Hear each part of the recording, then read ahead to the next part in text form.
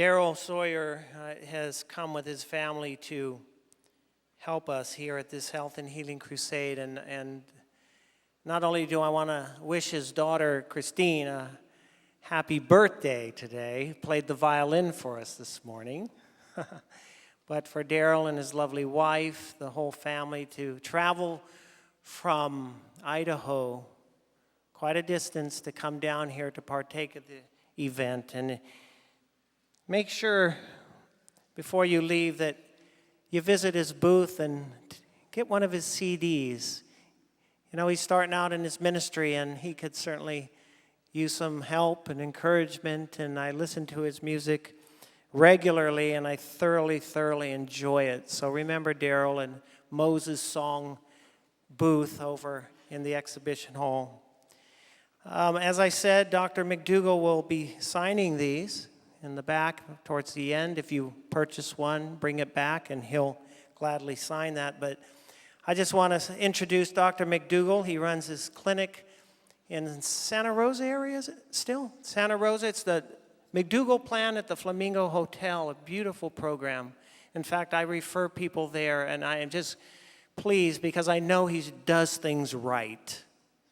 He feeds them right, they prepare the food right, and they have a physician who wants to see them get off their drugs and to learn that they can lower their blood pressures or improve their diabetes, reverse their heart disease through nutrition and lifestyle. So let's welcome today Dr. John McDougall, author, friend, and a great addition to the Health and Healing Crusade every year. You want me to do this? Okay, this. Thank you. Thank you very much. It's great to be back. I think this is 4 or 5 years I've been here, and one of the things you've noticed is that every year I come back, I look better, right? Yeah. And you know why? I want to be quite honest with you. The reason why is I take better care of myself every year. You know, Mary isn't really 20 years old. As a matter of fact, she's, I'm not going to tell you. But she was accused at one of the conferences of having a body of a teenager. And I can attest to that. So, you know, that's the way I think it ought to be. You know, you ought to look good, feel good, and function well your whole life. And I honestly believe that as a doctor. But too often, as you know, people are deprived of that God-given gift of good health. And the reason they're deprived of it is primarily of ignorance. And you're real fortunate to have this kind of conference to come to hear a message of truth from many people, from Danny, from Dr. Neil Bernard, Dr. Deal, Howard Lyman. Many people have told you the truth. And the message is consistent and repeated over and over again. It's a message that, as you well know, is found in the Bible. The problem is that there's too much money trying to hide that truth from you. Now, I have changed my talk today, and I'm allowed to do that when I come and talk to a friendly group like this. I did it last year. If you remember, you were here last year. I talked to you about early detection. I talked to you about mammography. I talked to you about PSA tests. I talked to you about the fraud in the medical business. The year before, I talked to you about high-protein diets. I didn't plan that, but a couple of days before I came, but you were tolerant of my presentation. I told you about how these high-protein diets were wrong. You know that. Since that time I was here 2 years ago, what's happened is they've become more and more popular. So obviously we are not doing our job, are we? We should be out there spreading the message more about what dishonesty this is. As a matter of fact, there are now doctors out there, many doctors out there that prescribe high-protein diets to their patients. Shame on you. You should be disbarred. You should be taken out of the medical business because of the harm that you're doing to your patients, and I hope you get sued because you deserve it. But it just continues, you know, this kind of nonsense continues. So today, I'm taking a risk again. I'm giving you a presentation that I have never given before. As a matter of fact, I didn't really decide to do it until this morning, for sure. And hopefully it goes over well. But the reason I decided to do it this morning was because of an editorial in the San Francisco Chronicle. Okay? It's entitled Milk Duds. Did anybody see it? Milk Duds, San Francisco Chronicle, talks about how, you see, talk about shame on you. The school system takes drug money from the soda pop industry. You know about that. You know that the schools get money from the fast food industries, the soft drink industries to carry their products in the school. Well, they've gotten a lot of criticism for this. As a matter of fact, it's gone so far as legislation is being proposed and sometimes passed to stop that kind of behavior. Because, of course, we have an epidemic of obesity in our children, 25% of them at least being overweight, and many of these kids being very sick. Now, what they're going to do, according to this editorial, is they're going to compound the problem. They're going to make things worse. They're going to take and replace the Pepsi and the Coca-Cola with a drink that is worse, and that's milk. Now, I know you're sitting there thinking, this is never going to go over. He's never going to be able to convince me that it'd be better to serve soda pop to children than cow's milk. Well, let's see what I can do. Because I'm going to try my darndest. Now, they're not going to just serve cow's milk to the kids. No siree, they're going to serve cow's milk laced with high fructose corn syrup. In other words, sugar. And of course, a lot of chocolate and other things to get them to drink it.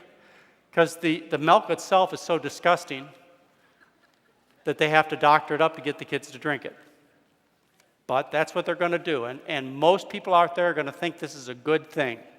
So let's see what I can do to give you another point of view. And by the way, if any of you would like to review this or review the scientific literature and look up the original studies that I'm going to talk to you about, you can go to my website. In fact, I encourage all of you to spend time on my website. It's very simple. It's www.drmcdougall, which is DRMCDOUGALL, 2 L's, no period between DR and MCD. It's drmcdougall.com, very simple. And on that website, you'll find a discussion board. You'll find something called the Star McDougallers, which are people that have cured themselves of many problems by just taking advantage of a good diet and their God-given healing properties. They've cured themselves of rheumatoid arthritis, of lupus, of relapsing polychondritis, of heart disease, high blood pressure, obesity, and so on. And they have cured themselves. And I don't use that word lightly and without any hesitation and without the slightest bit of lack of confidence that I could support that word cure to any physician in this audience or in this country. They cured themselves of these problems. So you'll find the Star McDougallers there, and you'll also find the archives of the newsletters since January of 2002. Last year, I got carried away about bowel problems. You remember when I was here about 4 years ago, I talked to you about the bowel problems? That was disgusting, wasn't it? Well, I wrote about it, and that's last year's newsletters. And then over this year, I've written about the hazards of consuming fish. That'll surprise a lot of you. And the last 2 newsletters I wrote to you about dairy products. This month, which comes out tomorrow, tomorrow's newsletter talks about mad cow disease, which you've probably heard a little bit about during this conference, talks about how to protect yourselves from SARS, and talks about how to reverse atherosclerosis or cleaning out your arteries. So there's just a wealth of information there, and you can sign up for the newsletter either by signing a sheet of paper in the back, it's free, or you can go to the website and sign up, it's no problem at all. And you'll learn about the other things we do there, like the clinic and the trips and the videos and all kinds of things. But that brings me to the subject of today, and that is marketing dairy and disease. Could I have the first slide, please? Marketing dairy and disease, yeah. You see this? I was driving along the road, going out to Bodega Bay to windsurf a couple of weeks ago, and I looked out in the field, and look what I saw. So I had to stop and take a picture of this cow, because this cow reminded me of what the real value is of dairy and their message. It's fake. It's a fake cow, and the messages that they have are false promises. You remember the education that you got when you were growing up? You were educated by, who's the cow that teaches here? Is it Elsie? Is it Lonnie Moo? Is it Chloe? In Sonoma County, it's Chloe. Your cow must have a name. Elsie? Your cow's Elsie? Okay. I was raised with Elsie too. Anyway, the dairy industry spends millions of dollars every year trying to educate you. And they do it to sell $11 billion worth of milk and $16 billion worth of cheese, not to mention the other dairy products. And they do it very successfully. And they've started a new program, and you can learn about this on the internet if you want. It's called the Dairy Checkoff for 2003. And the Dairy Checkoff is designed to promote all aspects of milk sales, all the way from production to sales. And they have dedicated $165.7 million just this year to do that promotion. And some of the interesting things that you'll find when you read about that are statements like this. This ongoing program area, referring to the section on dairy image and confidence, aims to protect and enhance consumer confidence in dairy products in the dairy industry. Now, this is the important part. A major component involves conducting and communicating the results of dairy nutrition research showing the healthfulness of dairy products, regardless of the honesty. Oh, I added that, didn't I? As well as issues and crisis management. I have to tell you, I am crisis management. At least I will work as hard as I can to be crisis management for them, and I hope they dedicate some of those millions to dealing with me. Now, part of their strategy, and they state this right on the internet, listen to this. The goal is to guide school-age children to become lifelong consumers of dairy products. 2003 activities will target students, parents, educators, and school food service professionals. Where else have you heard those kinds of words? From the tobacco industry. That's exactly right, and the damage is just as severe from dairy products as tobacco. They just target younger people. I know you think I'm kidding. I couldn't possibly be that bad. Well, hold on. Annual fluid consumption among kids 6 to 12 increased to 28 gallons per capita. That means per person. The highest level in 10 years. Children under 18 drink 46% of the milk. They're successful. Now, one important thing I want to lay here for groundwork is that when I say milk, I'm talking about all dairy products. I'm talking about non-fat milk. I'm talking about kefir, yogurt. Yogurt? Health food yogurt? Yes, yogurt. Cheese, cottage cheese, sour cream, butter. There's just a bit of difference between the protein, carbohydrate, and fat content, but the things I'm going to talk about apply to all these products in one degree or another, depending upon their major components. So when I say milk, you know I mean cheese, you know I mean yogurt, you know I mean cottage cheese. Just keep that in your mind. But I am not talking about human breast milk. And we have to get this absolutely straight and clear in your mind, is human breast milk is the ideal food for babies. As a matter of fact, you better hope it never happens. But if I became Surgeon General, I would outlaw formula. That'd be one of the first things that I would do. If you, mother, said you couldn't nurse that baby, the only way you'd get formula is you'd go to your doctor, you'd beg for a prescription just like you do for narcotics. And that doctor would be just as responsible for prescribing that formula to you as a doctor is for prescribing heroin or morphine or Demerol today, because that's a lethal prescription. So, just hope I don't get to be Surgeon General. Why do I say that? The advantages of human milk over cow's milk are the following. If you bottle feed your baby cow's milk formula or soy milk formula, the risk of sudden infant death syndrome, in other words, crib death or SIDS, is 2 to 4 times greater. Now, by the way, if you want to find the research to support any of these statements, they're in a book I wrote called The McDougall Program for Women. The baby has, during the first 3 months of life, 60 times the risk of developing pneumonia if it's bottle fed. 10 times the risk of hospitalization during the first year of life, reduced intelligence, the kids are stupider. You know, I tell my mother whenever I see her, I said, you know, if you would have breastfed me for more than 3 weeks, I'd have had Larry King's job. But that's all she knew, and then it was on to evaporated milk and Karo syrup. That's what mothers knew back then, unfortunately. Behavioral and speech difficulties for bottle-fed babies, an increased chance of suffering infections, asthma, eczema, type 1 diabetes, and cancers, including lymphomas and leukemias early in life, and then it carries on through the rest of your life if you deprive the child of the advantage of breast milk. And these are things like more heart disease, obesity, diabetes, multiple sclerosis, food allergies, ulcerative colitis, and Crohn's disease. I know I've made some of you feel terrible. I'm really sorry, but I'm not here to win a popularity contest. If only one life was saved, only one life was made better, it would be worth telling you this painful message. It is not right to bottle feed. And there are extremely few circumstances where it's absolutely necessary. And there's something called the Leche League that will be out there to help you. Okay, now let's get back to cow's milk. Now that I made it absolutely clear the value of human breast milk, let's get back to cow's milk. Why is cow's milk wrong? Because it was designed for cows. That's why it's wrong. Milk is specifically designed for the species of animal involved. And the amount of protein, for example, in that milk and other nutrients depends upon how fast that animal grows. And let's take a look at this chart for just a minute because it tells a very important story. Look at the various animals in the first column. The next column represents the protein content in grams of that particular species' milk, and the next column represents the rate of growth, how fast an animal doubles in size. So, human beings double in size in 6 months. The protein content of their milk is very low. It's 1.2 grams per 100 cc's. A cow doubles in 47 days. The protein content is 3 to 4 times greater. Depending upon how you look at it, it's 3 to 4 times greater than human milk. The rat is one of the fastest growing animals, and the rat doubles its size in 4.5 days.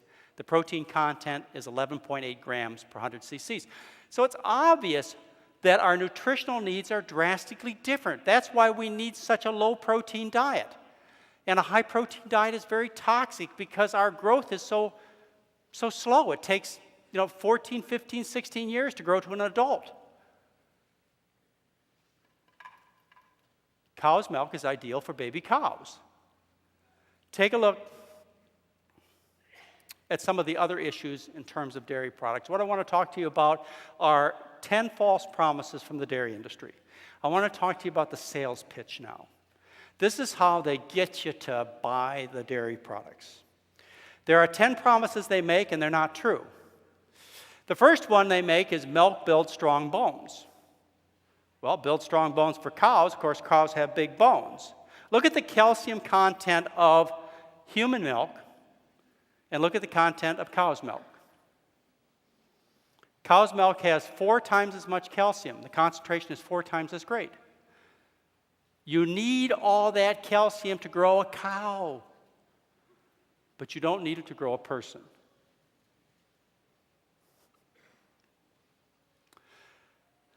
If consuming all of that calcium resulted in healthier bones, then we wouldn't see so much osteoporosis in countries like the United States. 10 million cases of osteoporosis in this country. If calcium was the solution, that's not what we'd see. What the problem is, it's all that protein that we're feeding to the human being. That protein that would be ideal to grow a rat, or maybe a horse, or maybe a cow, but certainly isn't ideal for people. That protein not only is a serious burden on the body, but it carries with it acid. Acid is what dissolves the bones, and acid comes from the animal products. The high acid foods are your meat, dairy. Parmesan cheese, by the way, is the most acidic food that human beings consume commonly. Dairy, poultry, seafood, shellfish. These are your high acid foods. Your alkaline foods are fruits and dairy products, or fruits and vegetables. Those are your alkaline foods. Well, the body is slightly alkaline. That's the pH of the body. And when we eat high acid foods, what happens is the body has to neutralize that acid. The primary buffering system of the body is the bones, so the bones have to dissolve to neutralize that acid. So if we were eating a diet that is high in poultry and beef and cheese and low in vegetables, which are alkaline, then the acid has to be neutralized by dissolving the bones. And that's your initial and most important phase of osteoporosis. And then the protein itself actually causes changes in kidney physiology that cause you to lose that bone material into your kidney system. And not only do you lose your bones in the kidney system, but those bones, they solidify in your kidneys and cause calcium kidney stones. Now, if what I tell you is true, then we should see this in the worldwide picture. If you look at the hip fracture rate worldwide and you compare that to animal protein intake, you see a straight line correlation. The more animal protein consumed worldwide, the more hip fractures. For example, hip fractures are rare to non-existent in rural South Africa or Papua New Guinea. They're rare in Singapore and Hong Kong, again, where they eat a high vegetable-based diet, low animal product diet. as you increase the intake of protein worldwide, country by country, you increase the incidence of hip fractures. Now, what they tell us, though, is that calcium is the key. That's how you prevent hip fractures and keep your bones strong. Well, let's compare the worldwide picture, comparing hip fractures with calcium intake. And so you see this graph up here. What you notice is there's a similar straight line correlation. The more calcium consumed in a country, the more hip fractures. Now, the only way this situation can exist is if calcium intake has little or nothing to do with the strength of the bones, and that's what the truth is. Experiments that were finished in the early 1980s looked at people where they fed them various levels of calcium, and they either fed them a low protein or a high protein intake. The first column represents the initials of the principal investigators. The second column represents the calcium intake in each one of these individual experiments. And the third and fourth columns represent the calcium balance depending upon whether it was a low protein or high protein diet. Now, low protein is what you and I eat. High protein is the typical American diet. Low protein is about 85 to 90 grams of protein. Vegetable protein, of course, is much easier on the bones than animal protein. High protein diets are 140 to 150 grams of protein. And what you notice if you look at the figures here is that on low protein diets, the people in these experiments, no matter how much calcium you feed them, even if you feed them just a little bit of calcium, the calcium balance is positive. In other words, more calcium stays in the body than leaves. If you feed them a high protein diet, no matter how much calcium you feed them, they are in negative calcium balance. In other words, they lose more calcium out of the body through the feces and urine than they absorb from the gut. You know, these are figures that the dairy industry can't deny. There was a report in 1987 from National Geographic where they found two women that were buried in a flow of ice. They were sitting in their hut, and this big ice floe fell on top of them and froze them for 5 centuries. So here's a chance to observe the effects of diet on people 500 years ago. And they autopsied the two women, and they found that one was in her 20s, one was in her 40s. On autopsies, they found severe atherosclerosis, in other words, rotten hardening of the arteries, and they found severe osteoporosis in both women. And in this National Geographic article, they said that was due to their diet, a diet high in animal proteins. Now, a more recent experiment on the Eskimos was published in the early 70s. They took a look at the native Eskimos, and they looked at their bone density. And these are people, by the way, who ate not only fish, but ate fish bones, so they were consuming about 2,500 milligrams of calcium a day. And they examined their bone thickness, bone density, and they found their bone density was 10 to 15% less in every decade of adult life compared to Americans. Something the dairy industry can't deny. They try. Okay, false promise from the dairy industry number 2. They tell you that the research supports the fact that dairy is good for your bones. And you accept that without even questioning it. But let's look at the research. This was examined very carefully in a study that was published in September of 2000, the American Journal of Clinical Nutrition. A couple of investigators took all the studies published on the effect of dairy products on bone health. I mean, it's an obvious thing to do, right? Okay, they took all the studies. They found of 21 studies that were properly done that 57% showed no significant benefit, 29% favored the statement by the dairy industry that milk was good for their bones, and 14% of the studies actually showed that consuming dairy products hurt the bones. And I want to point out something to you. Of the 57 studies that were examined, almost all of them were paid for by the dairy industry. And yet they still found these results. Now, the kind of studies that doctors and scientists like to look at are called randomized controlled trials. And what you do here is you randomize, you take your samples and you put them in one group or another by some type of randomization so there's no bias. And you have one group that does whatever you want to do, and the other group doesn't do it, and you compare the results, okay? You have a control group and you have an experimental group. Like, for example, when they tested Crest toothpaste. Why did we all buy Crest toothpaste? Well, they put advertisements on TV where they took kids and they had some of the kids brush with Crest, and they had some of them brush with a toothpaste that didn't have fluoride in it, and those who brushed with Crest had 37% fewer cavities, so we all brushed with Crest, right? Well, shouldn't you do the same thing with dairy products? Wouldn't you like to see that kind of research in your advertisements? I mean, after all, if they're going to claim that this is so good for the bones, then they ought to do this kind of study, okay? They ought to do this kind of study to show us the benefits. Well, they have done this study once. There are actually 7 randomized control studies, but only one of the studies look at postmenopausal women who drank milk. Only one. There's one of them that looked at a powdered substance. Several of them looked at women who were young or adolescent children, and I'll tell you how they got the results for them in a few minutes. But only one study have they ever done that looks at the effect of fluid milk on bone health of postmenopausal women. Yeah. It was published in 1985 by Ricker and Haney. We'll talk about that study in a few minutes. And that study shows that those who consumed the milk, which was 3 8-ounce glasses a day for a year, lost more bone than those who didn't get the milk.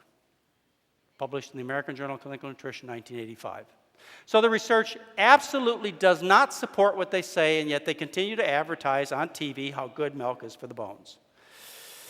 False promise number 3, recommendations are easy to follow. You know, if you're going to consume the calcium recommended, you have to eat 6 ounces of cheddar cheese a day. Cheddar cheese is 74% fat.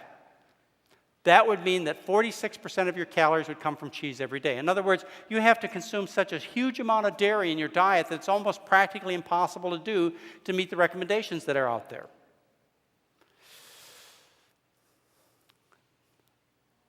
This bit of information is going to surprise you, and that is they tell you, not only the dairy industry, but the organizations that are paid for and that work for the dairy industry, they tell you that you need huge amounts of calcium. But if you looked at the basic research, you'd find something completely different. What you'd find is the basic research shows that a person, a healthy person, even pregnant or nursing, needs between 150 and 200 milligrams of calcium a day. That's all you need.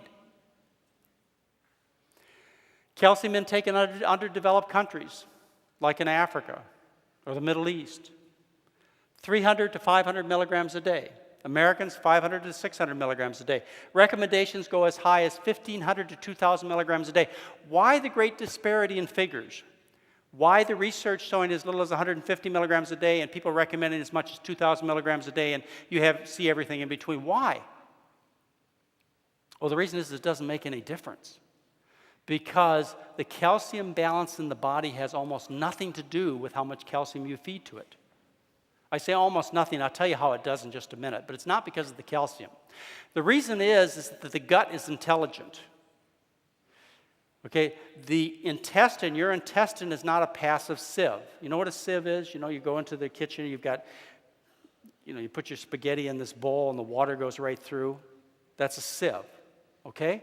The gut is not a passive sieve, but this is what you may have thought and what I was taught to think. What I was taught to think is this: if you take calcium and put it in your mouth, and you push it in hard enough and fast enough through the mouth into the intestine, you'll eventually push it so hard and so fast into the gut that you'll shove it through the gut wall like a passive sieve, and it'll go into the bloodstream, and you shove it hard enough, you'll shove it in the bloodstream up into the bones, and you'll shove it right into the bones. Thank God it doesn't happen that way. If it really happened that way, what would happen is we'd all die.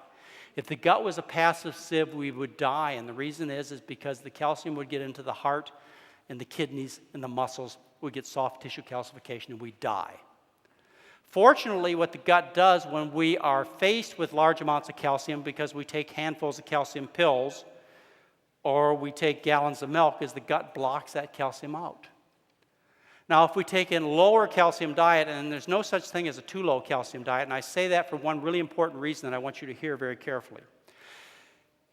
Calcium deficiency of dietary origin has never been described. In other words, there's not a single case in the world literature of a person developing a disease because they ate too little calcium. Never been reported. Now, the World Health Organization has looked for this. United States Department of Agriculture has looked for this. They've looked for a single case. There's never been a case reported. So when we take in lower amounts of calcium, because there's no such thing as too low of intake, because there's no diet that is too low in intake, mean, why would God make such a mistake as to design the foods so that they weren't adequate? It doesn't make any sense at all. When we eat a lower calcium intake, what happens is those gut cells that are so smart enough to keep that excessive calcium out, they get very active and they grab that calcium and they bring it in and always meet our needs. And you say, well, what about osteoporosis? You overlooked osteoporosis as a disease due to calcium deficiency. You didn't hear a word I said, did you? I just told you if osteoporosis was due to lack of calcium, then in parts of the world where they eat the least calcium, they'd have the weakest bones. You know, if you couldn't grow strong bones without calcium in concentrated forms in your diet, we would have never had to fight World War II. Those Japanese people, they wouldn't have stood up against the next hurricane. Just wait till the wind blew them all apart.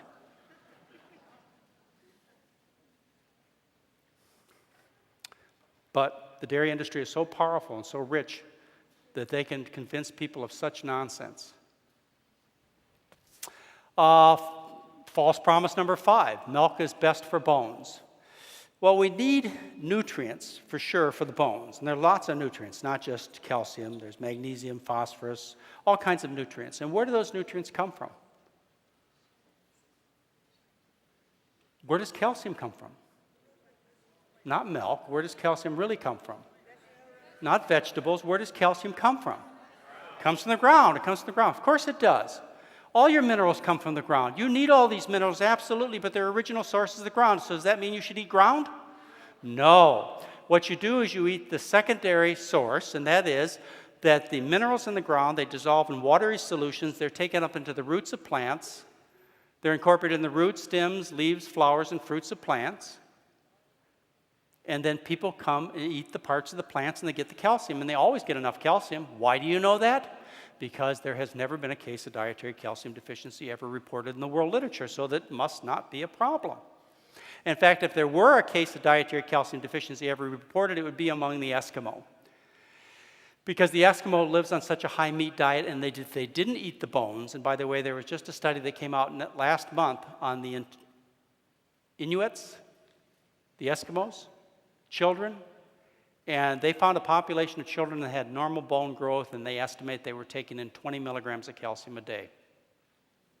Yeah. Because meat has virtually no calcium in it.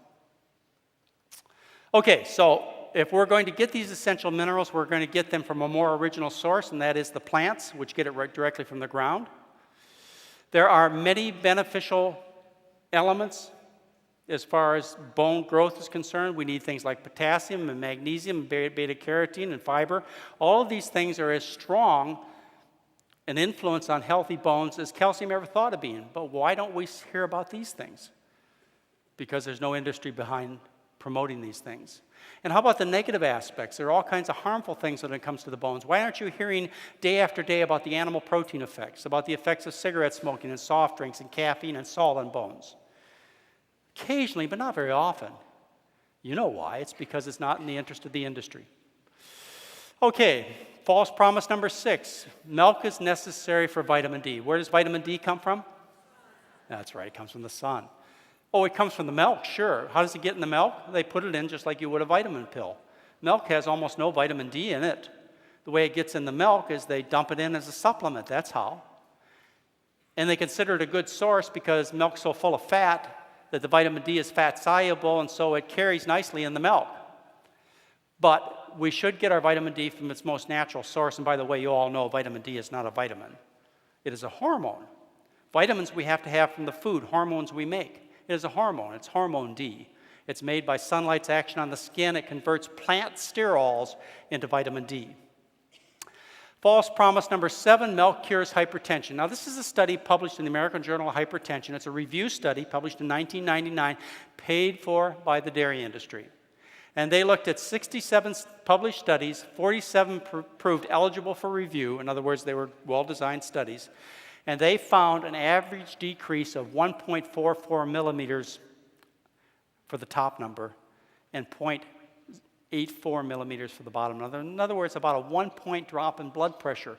And this was paid for by the dairy industry. Do you know, at our clinic, for people with high blood pressure, we get a 23/14 millimeter drop in blood pressure. in most cases within 72 hours, and we get almost everybody off their blood pressure pills. And they're bragging about a 1-point drop in blood pressure. And they sit out and they market to you, you've got to drink milk because it'll lower your blood pressure. It's a lie. And they pay for it too.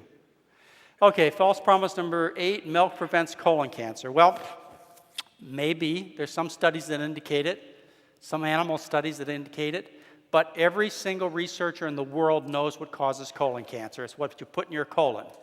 There's no dissension on this. Everybody knows it's the American diet. It's the fat, the meat, the lack of fiber. All researchers know this. This chart here shows you the worldwide distribution of colon cancer and compares it to the diet.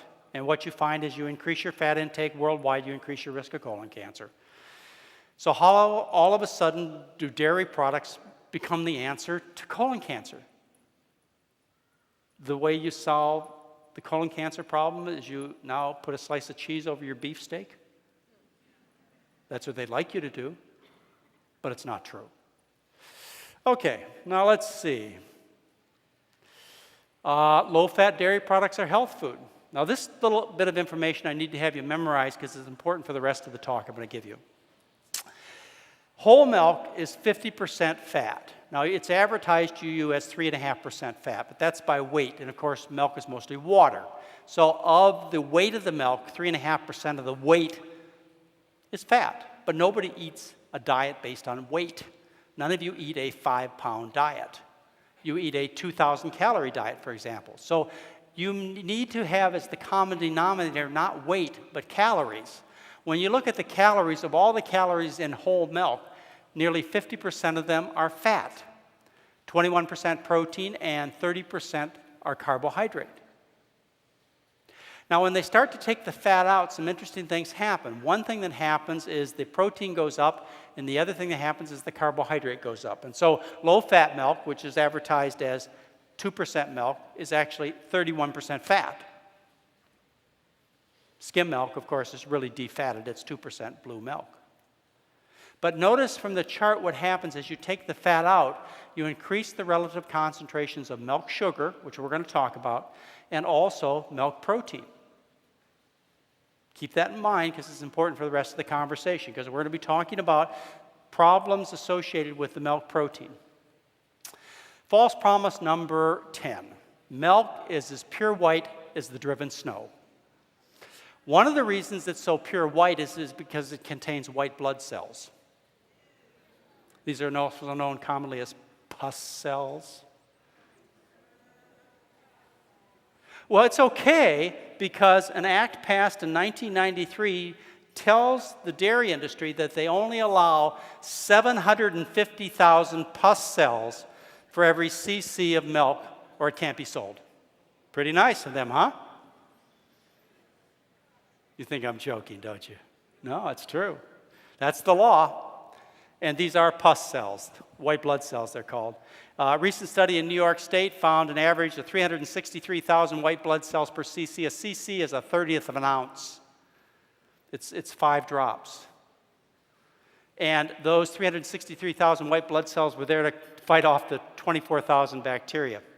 Can you imagine truth in advertising? Can you imagine if the dairy industry was required truth in advertising and they had the celebrity, the baseball player, the model, their picture in the magazine with the white mustache, and they had a label that said 400,000 white blood cells and 25,000 bacteria per cc, per mustache?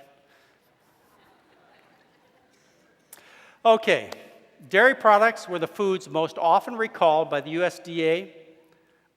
the FDA from the period of October 1st, 1993 to September 30th, 1998 because of infection mostly. Because of contamination with things like salmonella, staphylococci, listeria, deadly E. coli, you know the E. coli that kills the children, Mycobacterium paratuberculosis, which is believed to cause Crohn's disease, which is a debilitating, life-threatening bowel disease. Dairy products are number 1 as far as recalled products. AIDS and leukemia viruses. That ought to get your attention. Dairy cattle are infected. They're infected with bovine immunodeficiency virus. This is also known as bovine AIDS virus. And they're infected with bovine leukemia viruses. And these viruses are in a lot of the cattle. I'll show you how many in just a minute. And they make cattle sick. And they're spread among various cattle. They're spread by using the same dehorning instruments, by using the same needle to give them antibiotics that they inject in the cattle. They're spread by feeding pooled colostrum. In other words, they take milk from many cows and feed it to the young calves in a mixture that comes from many different cows. And also, they still do, hasn't changed. They also get it because I can imagine it still has to be the case. They stopped feeding offal. You know what offal is, right? O-F-A-L.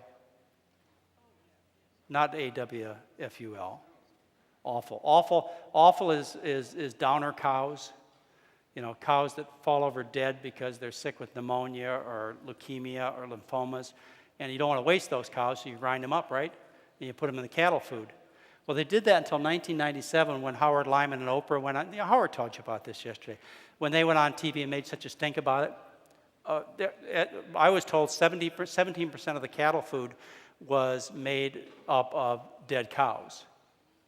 So that's one way they used to spread it. Now, did you read the USA Today article last week or 2 weeks ago? Front page, USA Today. Nobody read that? It was about the continued use of animal products to feed animals. And they still use the cow's blood in cattle food and to feed to the baby cows. You think I'm kidding, don't you? It's in this month's newsletter. You can read about it. And they're still allowed to feed the dead cows to chickens and to pigs. Yeah, well, that's one other way they spread it.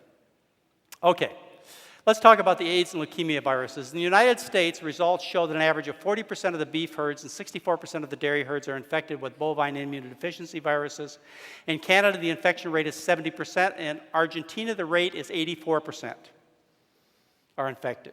Herds infected with bovine immunodeficiency or bovine AIDS viruses are usually infected with the leukemia virus also. Both viruses can cross species lines, infecting other animals like sheep, goats, and chimpanzees, and they develop disease. Nationwide and worldwide, leukemia is more common in higher consuming dairy populations. An increased incidence of leukemia has been found among dairy farmers in at least 5 different studies.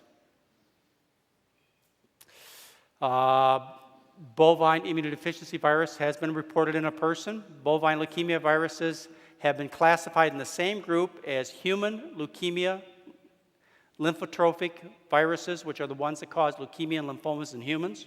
They're almost indistinguishable. Bovine AIDS virus is structurally and genetically closely related to human immunodeficiency viruses. You can almost not tell them apart. They're just so extremely close. Pasteurization kills many kinds of viruses, but it's not foolproof. And there's concern that when you take these, they're called retroviruses, and the way they infect is they get into your cells and they get incorporated into your DNA, and that's how they cause the leukemia. Well, the concern is that the parts of the virus, the fragments, after they're broken up by pasteurization, may be more easily incorporated than the whole virus.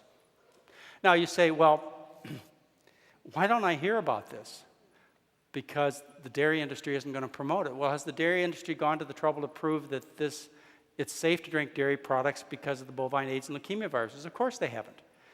How much research is there to show that it's safe? Almost none.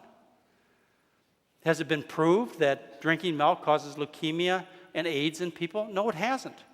But has anybody tried to prove it doesn't? No, and it hasn't. Is anybody concerned about this? Well, yes, they are. In Europe, they've had eradication programs where they have killed the cows that are infected with these viruses. In fact, in Sweden, they just declared victory, that they actually eradicated all of the cows that are infected. Some people take this very seriously, but not in this country. We don't.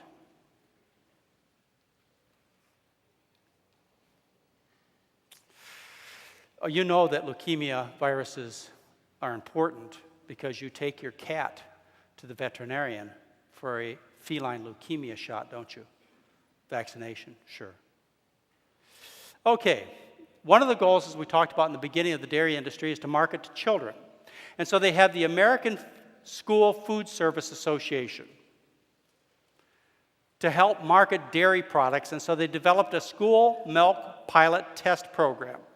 And it's been very successful. As I showed you, they've increased the consumption of cow's milk, and they're going to do it even more with this approach by adding all kinds of sugar to the milk and chocolate, so they're going to really get a lot of milk in the kids. Let's take a look at some of the results of all this marketing. An interesting study done in the New England Journal of Medicine, published in 1998, published from Italy. They took 65 severely constipated boys and girls, and these children were so badly constipated that they didn't have a bowel movement but every 3 to 12 days. And at that, they usually had to have strong laxatives to get them to move their bowels. Okay? So they took these kids and they put them on a dairy-free diet, and they found that 68% of them, in other words, 44 of the 65, obtained complete relief of their constipation by just getting off the dairy.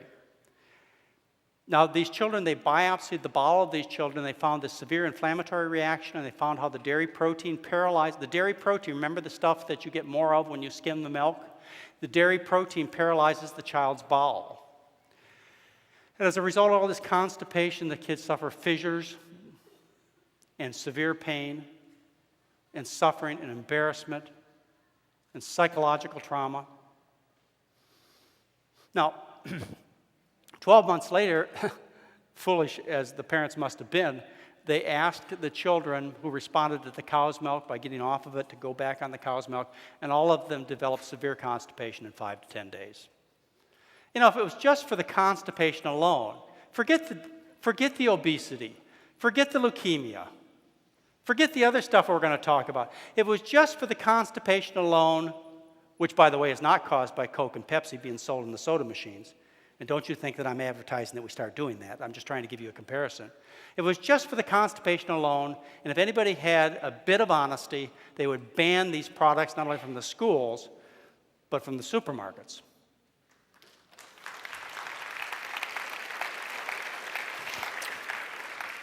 Now, most of you who have kids, and certainly all of you who live in neighborhoods, know about the snotty noses and ear infections. Now, not only do these kids have snotty noses and ear infections, the same kids also have gastroesophageal reflux from the dairy. They get asthma and they get eczema. I remember my little sister growing up. This was really a traumatic thing for our whole family. We had no idea it was the milk. But I remember until she was 9 years old, she scratched day and night from the eczema, day and night. The suffering that goes on is unbelievable. Okay, why again, why would this happen? Why would we have these problems? The problem is milk is an unnatural thing. It's not supposed to be fed to people. Cow's milk is not. Okay, here's another problem that from cow's milk. I mean, if constipation doesn't get to you, how about this one? The American Academy of Pediatrics work group on cow's milk protein and diabetes. Do you know what diabetes is, type 1 diabetes? Terrible thing. I'm sure some of the parents here and the children know of people with type 1 diabetes. Hopefully no one suffers from it. It's a lifelong disease. The pancreas is dead as far as insulin production. It occurs as a consequence of cow's milk consumption, or at least the American Academy of Pediatrics believes so, and so do I. And so does the scientific research state, at least that research not paid for by the dairy industry. Of course, they're out there, as their first statement said, remember in the beginning of the slide presentation, they're out there to promote research that favors dairy product sales. They say it right in their mission statement. So they're out there paying for research that doesn't support the things that I'm telling you. Even though, as far as I know, there's never been a study that shows milk doesn't cause constipation. Oh yeah, it does cause diarrhea if you're lactose intolerant. But the American Academy of Pediatrics, they say in their statement that was published in 1994, early exposure of infants to cow's milk protein may be an important factor in the initiation of beta cell destruction process in some individuals. Beta cells where the insulin is produced. The avoidance of cow's milk in the first several months of life may reduce the later development of insulin-dependent diabetes or delay its onset in susceptible people. All kinds of problems are caused by dairy protein. I mean, the list goes on and on and on and on. If you go to the National Library of Medicine, which is nlm.nih.gov, you go there, National Library of Medicine, and you put in cow's milk and any of these diseases, you'll read for weeks. Upper gastrointestinal problems like canker sores, gastroesophageal reflux, lower gastrointestinal problems like Crohn's disease, ulcerative colitis, constipation, all kinds of colitis problems, respiratory problems like asthma and wheezing and nasal stuffiness, bone problems, juvenile rheumatoid arthritis. You want to talk about a child suffering. You know how these little kids do? You've probably never seen one. I've seen too many in my career. These poor little children, they look like refugees from a prisoner of war camp, from a concentration camp. They're about this big, and they're all shriveled up like people starving to death. And they don't live very long either. Juvenile rheumatoid arthritis, terrible thing. Also, I just published a study. In fact, I published about 2 years ago. If you want to go to my website, there's an article called Diet Only Hope for Arthritis, and there it lists 25 studies that show you can cure inflammatory arthritis, including rheumatoid arthritis, by getting off the dairy and changing your diet. And we published a study 2 years ago just on this. The results were about 70% of people showed dramatic benefit or cure of their rheumatoid arthritis. Skin problems we talked about. Multiple sclerosis, Parkinson's disease, autism, schizophrenia, irritable bowel, restlessness, bedwetting. This is a good one. Bedwetting problems. These are the kinds, forget the leukemias. Forget the rheumatoid arthritis. It's the constipation and the bedwetting that'll get your attention, right? Yeah, this is the thing. You take the kid to the psychiatrist every month faithfully, and you sit there and feel guilty about what you might have done. You might have touched the kid in the wrong place or said the wrong thing to the child. And so you think that you have this emotionally damaged family that's causing the child to wet his or her bed. I'll tell you what it is. Kid drinks the milk goes through the gut wall, gets into the bloodstream, gets into the bladder in some children. Gets into the bladder. In the bladder, it causes the bladder tissues to swell like a big hive, and they become insensitive when they swell, so the kid can't feel the urine in the bladder. So they go to sleep at night, and the next thing the child knows is the bed sheets are wet because they couldn't feel the bladder filling up. Take the kid off the milk, cured the psychiatric problem. Amazing, huh? In fact, I gave a talk here one year. I told that story, and I got a letter from one of you thanking me because your child responded just as such. Okay, all kinds of kidney problems. In fact, there's a fellow here today. I don't know whether I get a chance to meet him, but he told me that he had 25% of his kidney function left. I got the letter this morning on the email. I get emails every day. I always answer them personally in case you ever want to talk to me. And got it just this morning and said they were going to be here at the conference, and he's already lost 75% of his kidney function. And often that is due to animal protein and an immune reaction like animal protein such as dairy protein. Okay, let's move on. This is a great one. Milk is now advertised as the anti-obesity drug of the 21st century. Honest to God, folks. Honest, I'm not kidding you. Let me show you what they do.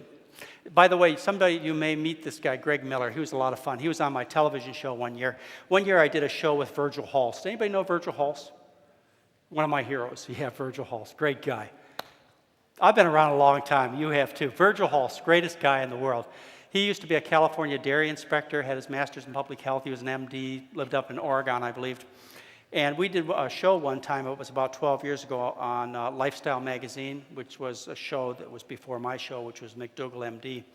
And we did this show on dairy, and we talked about the heart disease. You notice I haven't even talked about the heart disease yet and other things related to dairy. We talked about the heart disease and so on. We talked about mad cow 12 years ago. We talked about the bovine leukemia, the bovine AIDS viruses. We just really let them have it for half an hour. Well, the dairy industry got mad. And so they said, we need our equal time. And so they wrote my producers, and they said, we want to send our representative, which is Dr. Greg Miller, who is a PhD. I mean, this is no lightweight. He's the #1 promoter of dairy. He's their man in the publicity department. Still is today, was back 12 years ago, Greg Miller. And so he shows up on the show, and my producer said, yeah, but McDougall's going to be there too. You are not going to walk on stage alone. So anyways, we start talking. I start going through the whole thing, the diabetes, the constipation, the diarrhea, on. And the guy just sits there numb. This is a beautiful, beautiful show. In fact, many of you have seen it.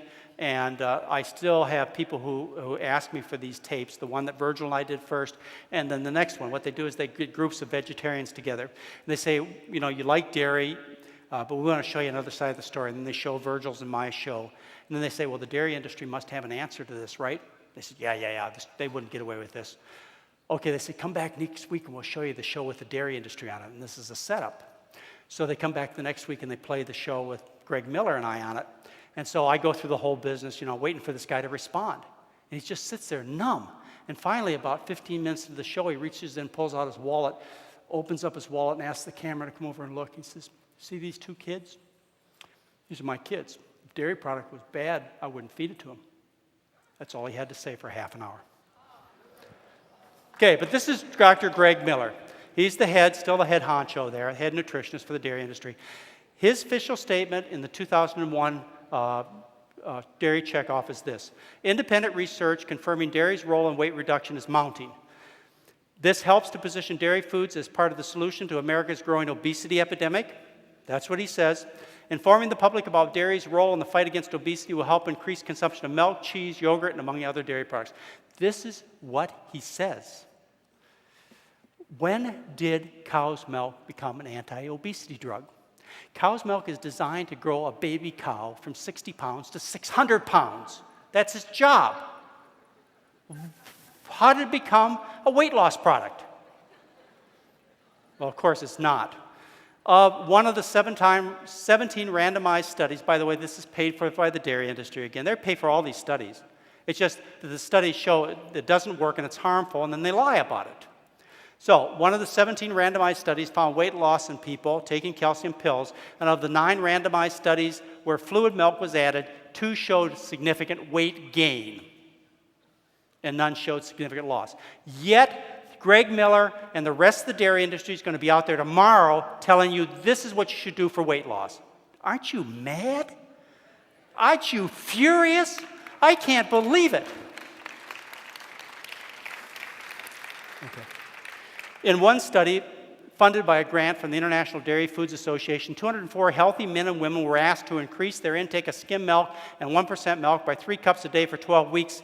Those consuming the extra milk gained an average of 1.32 pounds. What if they asked them to eat yogurt and cheese and cream cheese and cottage cheese? They'd be blimps. Yet it's a weight loss product. Okay, new promotion. This is all new stuff. This is what the dairy industry is going to get you for the rest of the year. I'm going to get you ready for it. Milk builds strong bone. Protein builds strong bones, they tell you. The new research that they paid for in the meat industry, hey, don't leave the beef industry out of this. They're paying for some of this too. The new research shows protein builds strong bones. So what you're going to hear from your respected scientists and doctors is it's all controversial. Some show proteins harms the bone. Some show it's good for the bones. Well, how can that be? How can the truth be confused like that? And you won't know how unless you remember what I'm going to tell you. I'll show you how to make how to make a lie the truth.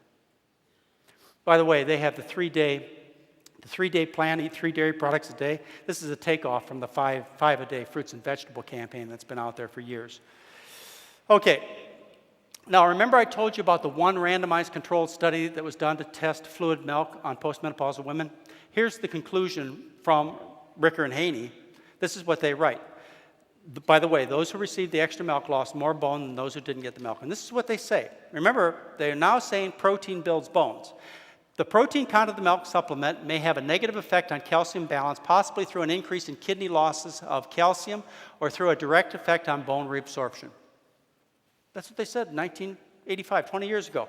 This may have been due to an average 30% increase in protein intake during milk supplementation. So they know this. It's not like they're ignorant. They know this. Ricker, by the way, and Haney's the #1 honcho putting out this nonsense in terms of research. He's their big man. Well, if you want to read about how they do it, I'll show you how they do it. It was published last month in the American Journal of Clinical Nutrition. This is how you show protein's good for the bones. What you do is you design your experiments. You either look at populations of people who have high fruit and vegetable intake, so all the acid is neutralized. Remember, fruits and vegetables are high in alkaline material. So you neutralize all the acid from the cheese and the meat with all the vegetables, or you give calcium pills. Now, what are calcium pills made of? Calcium citrate, calcium bicarbonate. They're made of strong bases, so you neutralize the acid. Okay, now once you neutralize the acid, any growth-promoting effects of dairy or meat or any protein will be seen, right? Okay, so now they got it. The growth-promoting effect of dairy okay, is something called insulin-like growth factor 1. You're going to hear a lot about this. You might as well learn about it, just like you learned about osteoporosis and homocysteine and so on. Learn about insulin-like growth factor 1, because they're going to be knocking you over the head with it. Insulin-like growth factor 1 is a growth-promoting substance that looks like insulin that promotes growth. So now we know how protein and dairy stimulate bone growth, right? We've got it. They're not going to be able to deny this. The advertisements are solid. The research is there. There's no problem at all. As a matter of fact, they have been making milk more profitable by increasing the productivity of the cows by adding something called recombinant growth factor, bovine growth factor, RBGH. They approved it in 1985. Big controversy about it. You can get this insulin-like growth factor 1 at even higher levels in the milk by doing this, okay? Boy, we can really get those bones growing, can't we? As a matter of fact, 2 studies they showed. I mean, the dairy industry has got this nailed. They've got this insulin-like growth factor 1 nailed. They've done 2 studies, one on adolescent girls and one on postmenopausal women, where they showed by feeding milk, they increased the insulin-like growth factor 1 in the women's bodies by 10%. Okay, dairy industry's got it. But they forgot to tell you something, folks. Insulin-like growth factor 1 is the strongest cancer promoter that we have in our whole diet. Yeah, it promotes growth. It promotes proliferation of cells and inhibits cell death. And it's been strongly linked to, more strongly than anything else, linked to lung, breast, colon, prostate, and other kinds of cancers. They are going to get hit in the face with the biggest mud pie in the world when this comes out. Yeah, you may have strong bones, but you're not going to live very long to enjoy them. And that's what the truth is. So, insulin-like growth factor 1. Memorize it. You're going to hear about it. They may even have that mustache, 350,000 white blood cells, 25,000 bacteria, and more insulin-like growth factor 1. Okay, let's see. What has the dairy industry done that's kind of cool? Remember I didn't mention heart disease and high blood pressure and diabetes and obesity? Not too much about it. That's what you've known dairy products are associated with. Well, now the dairy industry is paying for researchers to write articles that say that milk doesn't cause these things. Yeah! In fact, they've enlisted the National Medical Association to write articles, and this is on their website. Go to Dairy Checkoff 2003. That's where I got all this. I didn't make this up. Okay, so the dairy industry has hired the National Medical Association to write articles about the role of dairy in helping reduce the risk of heart disease, hypertension, and other serious illnesses. Can you imagine that? Well, who is the National Medical Association? This is what really kills me. The National Medical Association is a group whose purpose is to promote the welfare of African Americans. How do African Americans do with milk? 90% of them have lactose intolerance. They get diarrhea and stomach cramps and gas from it. How in the world can an organization of African American physicians tie up with the dairy industry? It must be millions of dollars that have bought that one. I cannot. That just overwhelmed me. I couldn't believe it. Okay. Just to summarize, I want to tell you how I feel about milk in case you haven't heard. You have a feeling about red meat. You think it's horrible, right? Well, all I want you to know is dairy is just liquid meat. That's all. Just liquid meat. Look at the macronutrient content. Compare ground beef to cheddar cheese. Look at the fat content. Look at the protein content. Look at the carbohydrate, the fat. They're virtually the same. It's just liquid meat is all it is. So it promotes heart disease and type 2 diabetes and obesity and high blood pressure, and other forms of atherosclerosis, just like red meat does. Don't fool yourself. Yet, I tell you, you have learned, and you've treated your family this way, and stop it right now. You've treated your family like dairy products were health food, Mother Nature's most perfect food, and it's such a serious mistake.